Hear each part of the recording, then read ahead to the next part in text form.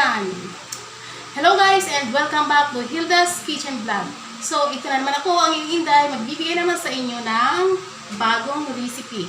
Kung ikaw ay bago ka, huwag ka na mag-alinlangan, mag-subscribe ka na at i-hit mo na rin yung notification bell para every time na may na-upload ako ay ma-notify ka.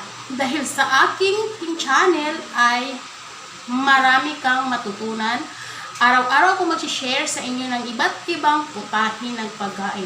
Sundan niyo lang at kayo ay may matututunan. So, today's video guys ay magluluto tayo ng steamed lapu-lapu fish with mayonnaise. So, ano pang hihintay niyo dyan? Umpisa na natin. Samahan niyo ako.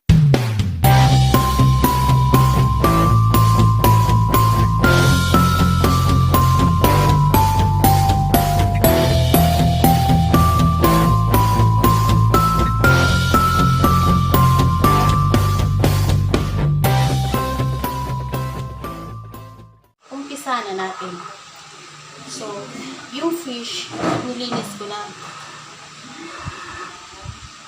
Tinanggalan ko na siya ng kaliskis at yung maitim dito sa yung nakakapagbalansa.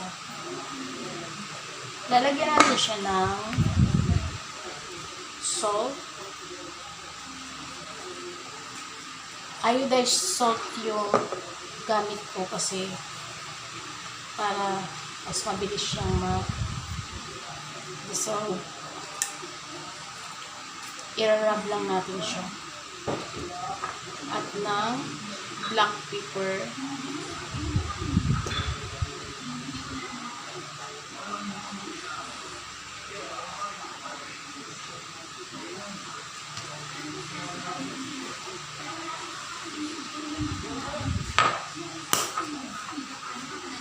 Lalagyan natin ng ginger. Ang ginger kasi pampatanggal to ng lansa.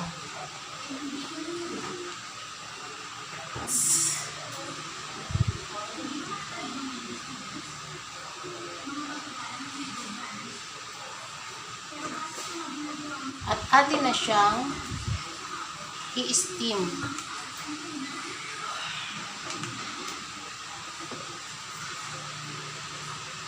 Gagawa pala tayo ng improvise na steamer kasi yung steamer namin is maliit. Malaki yung fish, so hindi siya pwedeng ma-fold. Lagyan ko lang yung plate ng konting oil para hindi dumikit yung skin.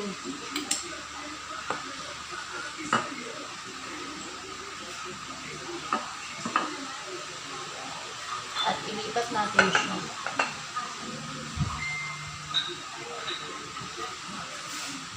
Lalagyan natin siya ng tubig.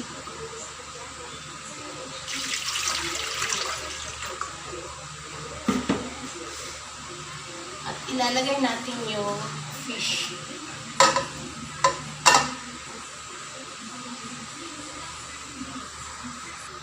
So, ayan guys. At tatakpan natin siya. Sakto-sakto.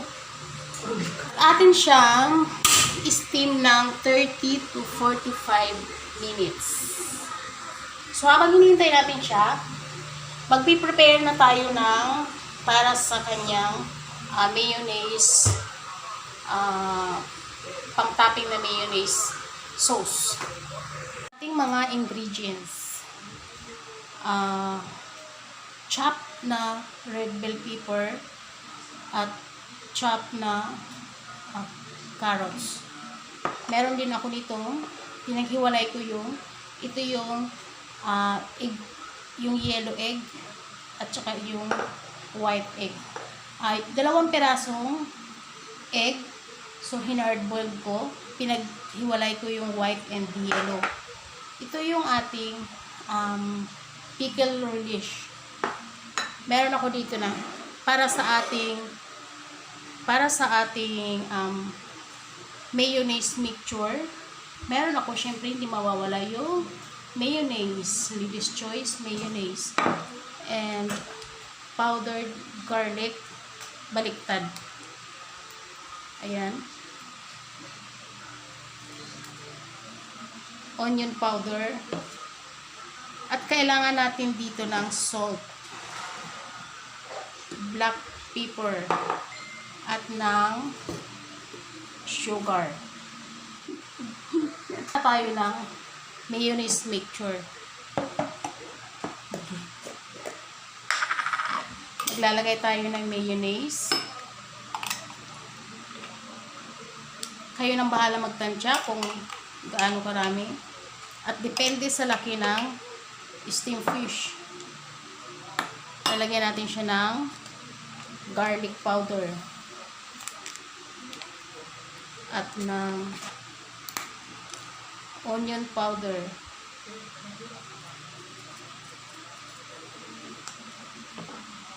At ng black pepper.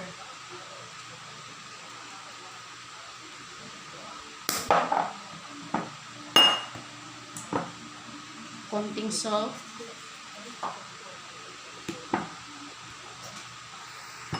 At ng sugar.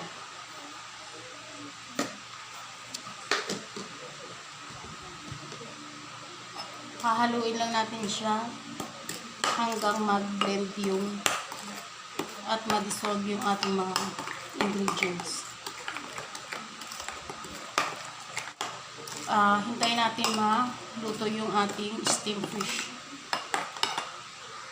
Guys, may naka-ready na akong isang plate, serving plate para sa ating steamed fish. Ito yung ating steamed fish. Kinuha ko na dun sa kawali. And so, ito na, ililipat na natin siya. Napapansin nyo meron siya ng water sabaw. Napasukan lang siya kasi pag akit ng tubig. Huwag natin siyang isasama. Dahan-dahan lang. Ayan.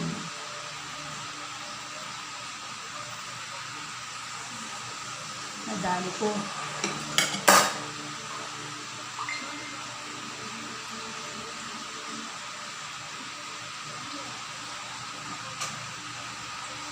Siguro tanggalin na natin to kasi tatakpan naman natin siya. Tanggalin na natin to. Baka makain pa. Tatanggalin na rin natin yung ating nilagay sa loob. Kung pwedeng tanggalin, tanggalin na rin. Pero kung hindi naman, okay lang yan. Importante huwag masira. So, yan. Una, lalagyan natin siya ng ating mayonnaise mixture. Siguro, yung lapu-lapu ko hindi mataba. Hindi kasi mataba. Chang! Kamugot si Inday. Lagyan natin ng mayonnaise sa ibabaw.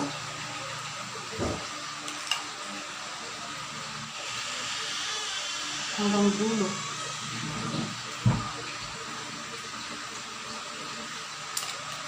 Ubusin natin yung ating mayonnaise.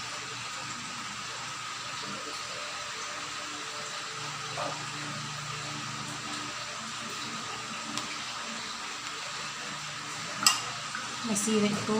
Hindi dapat ito masira.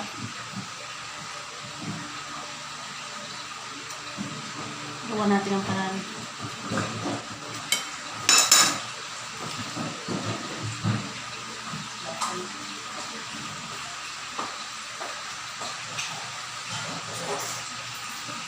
So, ayan.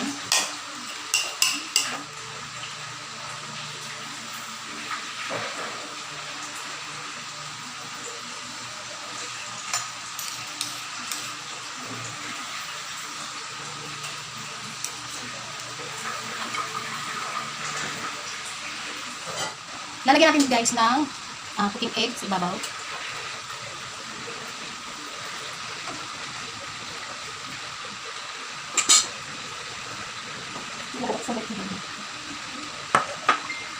Yung ating pickle relish.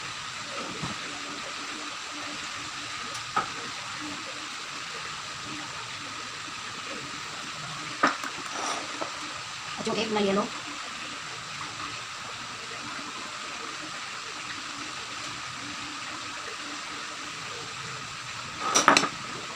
And yung bell pepper na rin.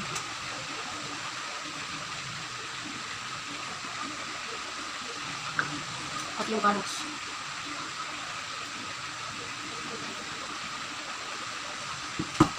So yun. I-check lang natin, kailangan natabunan na lahat. Ayan.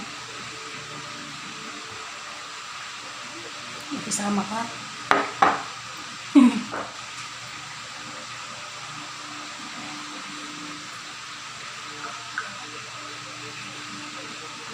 Kasi may sobra naman, ayusin nila natin.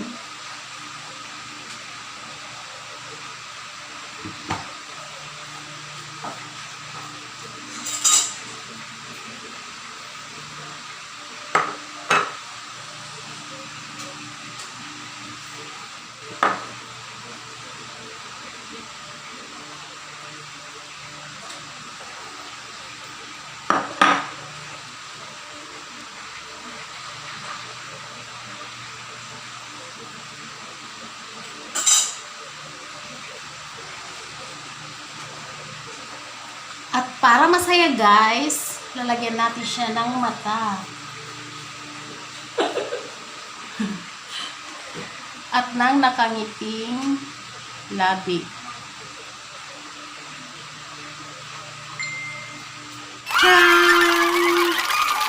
Meron na tayo ng steam lapu-lapu with mayonnaise.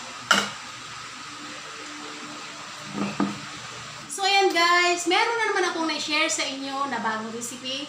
At sana'y nagustuhan, bigyan ako ng like. And sa mga hindi pa nagsusubscribe, bago tayo mag-subscribe, mag-subscribe na kayo dahil sa channel ko, marami kayong matutunan at marami pa akong i-share sa inyo. So, please subscribe and pakihit na rin yung notification bell para every time na nag-upload ako ay manonotify ka. And welcome kayong mag-comment sa anumang gusto ninyong sabihin sa akin.